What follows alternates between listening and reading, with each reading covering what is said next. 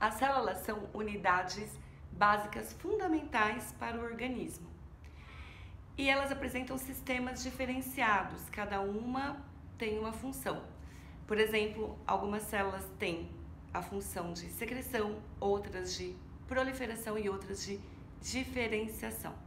E também nós temos dois tipos celulares, células procarióticas e eucarióticas. No nosso caso, nós temos células eucarióticas, ou seja, com um núcleo.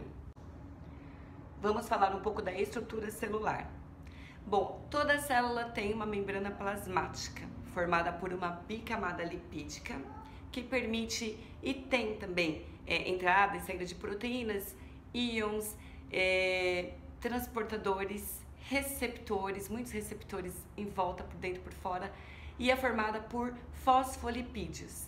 E também ela tem uma porção polar, que é hidrossolúvel, e uma porção apolar, que é lipossolúvel. O colesterol, ele dá rigidez a essa membrana. E quando o transporte é feito com algum tipo de ajuda, é chamado de transporte passivo. Agora, sem gasto de energia, né? Agora, quando tem gasto energético, nós chamamos de transporte ativo. E quando tem alguém que ajuda nesse transporte, chama transporte facilitado. A entrada de qualquer coisa dentro dessa membrana celular, dentro dessa célula, é chamada endocitose, tudo bem? E a saída, obviamente, exocitose. Agora vamos falar do citoplasma. O citoplasma ele fica completamente isolado do meio extracelular por conta da proteção da membrana celular. E lá dentro do citoplasma nós encontramos o que? O citoesqueleto, que dá o formato à célula. Por exemplo, a hemácia tem um formato, os hepatócitos têm um formato. Então, ele confere, o citoesqueleto, ele confere a estrutura celular. E essas moléculas estão sempre em constante processo de mudança, de transformação e de renovação, né? E remodelamento, que é o principal, isso que assegura que as atividades das células continuem rígidas. Agora vamos falar um pouquinho sobre as organelas. Quem são as organelas? É tudo que tem ali dentro da célula. Complexo de Golgi, lisossomos, mitocôndria, ninguém nunca ouviu falar da mitocôndria, que é o principal respiração celular herdada da mãe, né? E os peroxissomos, entre outros. No núcleo da célula, nós temos o nosso material genético principal, o nosso DNA, que comanda o RNA, né, que pode ser de DNA mensageiro e transportador. E este, né, o DNA, está protegido lá dentro do núcleo da célula pelo carioteca. Não esqueçam disso. Tem uma proteção a mais, né, o nosso DNA bonitinho ali. A primeira etapa para uma síntese de proteína requer a transcrição do RNA. É a primeira etapa. E isso todo esse conteúdo é dado pelo DNA, para o RNA fazer essas proteínas e continuar essa transcrição. O precursor do RNA mensageiro, ele sofre uma perda de parte de proteínas e de aminoácidos e se liga a esses ribossomos por sintetizar essas proteínas. E a partir daí, esses aminoácidos são carreados para o RNA transportador, que ocorre uma tradução e se liga ao códon do RNA mensageiro e o anticódon do RNA transportador. Retículo endoplasmático, lembra desse nome? Nós temos dois, retículo endoplasmático liso e o rugoso. O HER, né?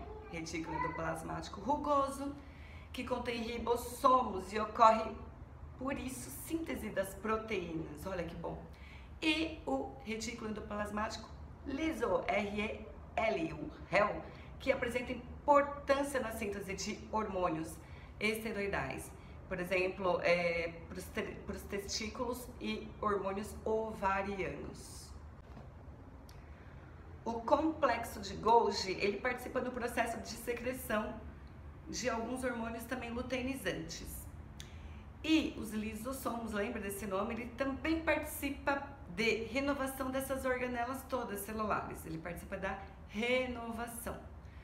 Mitocôndria, chegamos lá na mitocôndria. Essa nós herdamos da nossa mãe.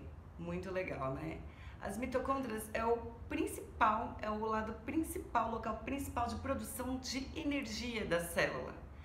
Nas mitocôndrias é onde acontece aquela produção de ATP, a energia que a gente precisa para sobreviver. E as mitocôndrias, elas são mais abundantes em alguns tipos celulares, por exemplo, coração, o fígado, por precisar de mais energia para funcionar. Os peroxissomos, alguém lembra deles? Eu sempre perguntei isso pessoal da faculdade, gente, qual a função dos peroxissomos? Eles oxidam moléculas, eles dão uma limpadinha ali na célula, né? Outra organelazinha bonitinha, o centríolo. O centríolo, ele fica no meio da divisão, da mitose. Ele tá ali no meio para quando vai acontecer a divisão celular, a mitose e a meiose.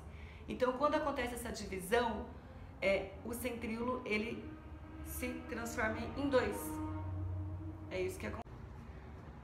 Os proteassomos, eles digerem proteínas.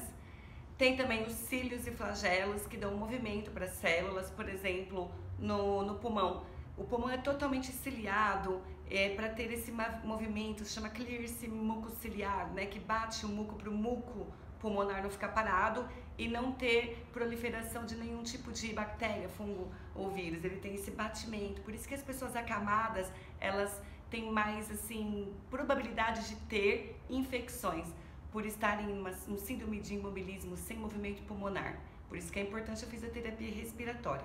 Outra célula também que tem um flagelo bem legal, que todo mundo conhece, é o espermatozoide, né? Bacana. Divisão celular, vamos falar da divisão celular, que todo mundo lembra do colégio, que acontece mitose ou meiose. A mitose acontece em todas as células e a meiose acontece nas células sexuais, né? Nas células sexuais mesmo. Bom, a divisão celular acontece por mitose ou por meiose. Mitose ocorre em todas as células do corpo e a meiose apenas nas células sexuais. Agora, para vocês não esquecerem quais são as fases da mitose, não esqueçam do ditadozinho de vestibulandos lá, né, de vestibular. Prometa Ana telefonar. É prófase, metáfase, anáfase e telófase. Depois dessas fases acontecerem, eis duas células formadas e a mitose foi feita. Também pode acontecer uma morte totalmente programada. A célula vai lá e se mata, como se fosse uma kamikaze. Isso se chama apoptose.